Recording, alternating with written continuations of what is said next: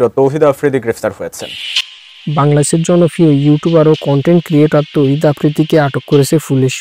হঠাৎ করে সামাজিক যোগাযোগ মাধ্যমে ছড়িয়ে পড়েছে এই খবর। কী কারণে তাকে গ্রেফতার করা হয়েছে চলুন জেনে নিই আজকের এই ভিডিওতে। সূত্র মতে জানা গেছে তৌহিদ আফ্রিদির বিরুদ্ধে আনা হয়েছে বেশ কয়েকটি অভিযোগ। সাম্প্রতিক সময় তাকে নিয়ে তৈরি করা কন্টেন্ট ও কিছু কার্যকলাপ নিয়ে তৈরি হয়েছে বিতর্ক। এই ধারাবাহিকতা আইনশৃঙ্খলা বাহিনীকে তাকে আটক করেছে।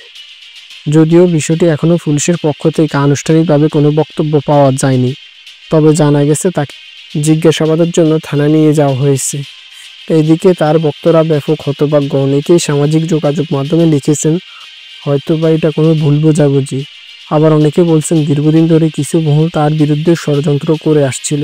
তৌহিদ আফ্রিদির এই গ্রেপ্তারে দেশের ইউটিউব অঙ্গনে বড় ধরনের আলোচনা জন্ম দিয়েছে। তবে আসল সত্যটা কি তা জানতে আমাদের অপেক্ষা করতে হবে পুলিশের আনুষ্ঠানিক ব্রিফিংয়ের পর্যন্ত।